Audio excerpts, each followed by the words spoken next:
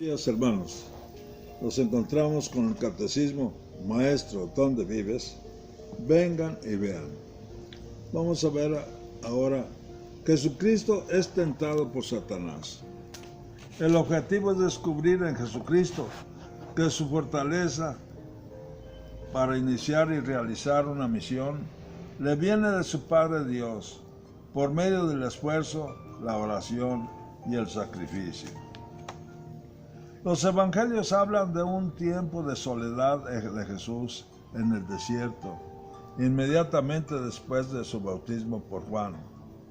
Impulsado por el Espíritu al desierto, Jesús permanece allí sin comer durante 40 días. Vive entre los animales y los ángeles le servían. Al final de este tiempo, Satanás le tienta 3 veces tratando de poner a prueba su actitud filial hacia Dios. Jesús rechaza estos ataques que recapitulan las tentaciones de Adán en el paraíso y las de Israel en el desierto, y el diablo se aleja de él hasta el tiempo determinado. Contemplemos, mis hermanos. Después del bautismo, Jesús, lleno del Espíritu Santo, fue llevado al desierto donde fue tentado por Satanás. Jesús se muestra dócil a la preparación definitiva de su misión profética. El desierto, en la antigua tradición bíblica, es un lugar de encuentro con Dios, de oración, lugar ideal por su silencio y soledad para escuchar la voz de Dios, pero también un lugar de lucha, de tentación. Las tentaciones de Jesús son el preámbulo de la lucha que iría a entablar Jesús contra las fuerzas del mal hasta el final de su vida. Acabado todo género de tentaciones, Satanás se alejó de él hasta un tiempo oportuno. Y este tiempo parece ser el tiempo de la pasión, cuando Satanás entra en Judas. Jesús siempre vencerá mediante la acción del Espíritu Santo, como él mismo lo dice. Si por el Espíritu de Dios arrojo los demonios, es que ha llegado a ustedes el reino de Dios. La victoria de Jesús en el desierto es un anticipo de la victoria de la pasión. La tentación de Jesús manifiesta el camino que tiene que recorrer el Mesías, el Hijo de Dios, camino de siervo sufriente. El tentador quería disuadirlo del camino que Dios le había fijado para realizar su misión, y le proponía en cambio un mesianismo de egoísmo y de comodidad, de gloria y de ostentación, de orgullo y de poder. Jesús, al vencer, mantiene la fidelidad al designio de Dios. Significado de las tentaciones. La primera tentación es la del tener. Di a estas piedras que se conviertan en pan. Mucha gente hubiera recibido gozosa el pan, viniera de donde viniera. El mismo Jesús estaba en ayuno y seguramente tenía hambre. Por otra parte, el Antiguo Testamento hablaba de una sociedad nueva llena de prosperidad en lo material, de manera que a Jesús le hubiera caído muy bien convertirse inmediatamente y de una manera asombrosa en el libertador. Pero una palabra de Dios dirigida al pueblo de Israel le ayuda a vencer la tentación. No solo de pan vive el hombre. Jesús conocía perfectamente la situación del pueblo. Sabía que tenía hambre, pero también sabía que esto no era lo esencial, lo que más necesitaba, ni tampoco era lo que Dios quería. La segunda tentación es del placer. Si eres hijo de Dios, tírate de aquí. Esto hubiera sido fácil para Jesús. Conocía a su gente y sabía que lo maravilloso o milagroso les era muy atractivo. San Pablo mismo dice que el pueblo siempre pide signos. y quien era capaz de hacer algo espectacular, no tenía ninguna dificultad de atraer seguidores. Para Jesús, hacer la voluntad de Dios significaba esfuerzo, servicio, obediencia, sufrimiento, y no el uso arbitrario de las promesas de Dios para fines egoístas o personales. Por eso rechazó la tentación de hacer estos milagros, o de hacer este milagro. Sabemos que los hizo, y muchos, pero como signo de su reino y a favor de otros.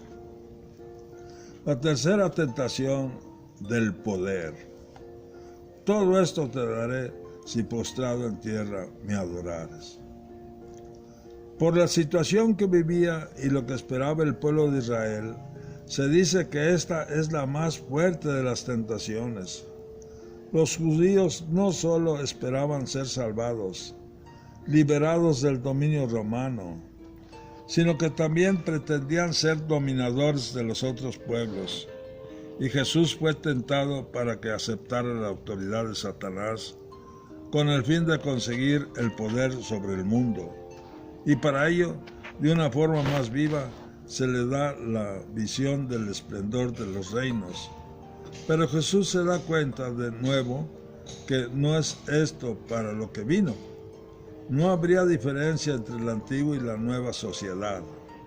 Y no es que desconociera la opresión romana o no le importara. Él mismo había trabajado ya con sus propias manos para pagar los impuestos, pero rechazó la oferta por dos razones. Satanás le había ofrecido compartir la soberanía con él, por lo tanto era aceptarlo como Señor.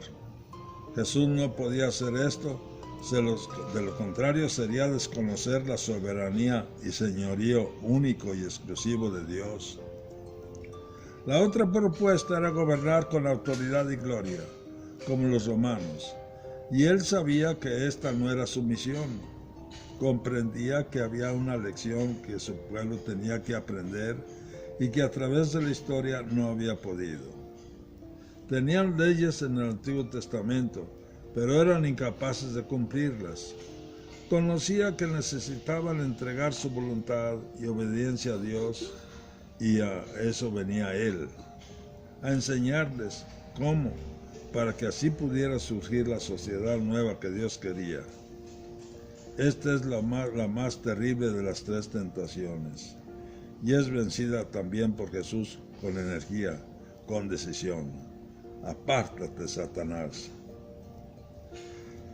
En realidad las tres tentaciones son una sola, pues la intención continua del diablo es hacer que Jesús reniegue de su condición de hijo, obediente de Dios, manifestada ya en el bautismo. Viene a ser la misma tentación que se repite al final de su vida en la cruz y que atraviesa toda la existencia de Jesús, la de un mesianismo fácil y triunfalista. Sin embargo, Jesús supera las pruebas que el pueblo de Israel no había podido superar en su estancia del desierto y manifiesta que Él es el ungido para convocar al nuevo pueblo con el anuncio de la buena noticia. Guarda en tu corazón estas palabras. Jesús, con la fuerza del Espíritu, vence las tentaciones y mantiene la fidelidad al designio de Dios. Jesús, venciendo las tentaciones, se muestra obediente, cumpliendo la voluntad de su Padre Dios. Jesús, al vencer las tentaciones de Satanás, nos enseña cómo impedir el mal. Confrontemos, mis hermanos. La liturgia nos invita cada año a unirnos a este misterio de Jesús en el desierto durante la Cuaresma de una manera especial o más fuerte.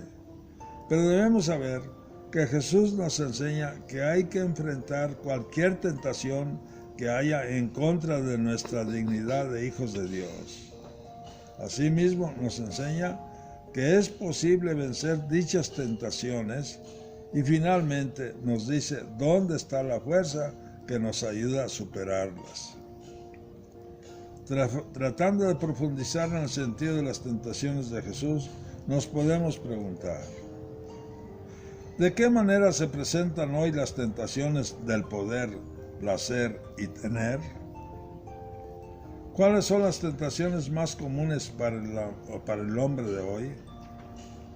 ¿Cómo podrías vencer dichas tentaciones teniendo presente el ejemplo de Jesús? Expresamos nuestra fe, mis hermanos, rezando el Padre Nuestro, sobre todo recordando aquella petición: no nos dejes caer en tentación. Padre nuestro que estás en el cielo, santificado sea tu nombre. Venga a nosotros tu reino, hágase tu voluntad en la tierra como en el cielo. Danos hoy nuestro pan de cada día, perdona nuestras ofensas, como también nosotros perdonamos a los que nos ofenden. No nos dejes caer en tentación, y líbranos de todo mal. Amén. En nombre del Padre, del Hijo y del Espíritu Santo. Amén.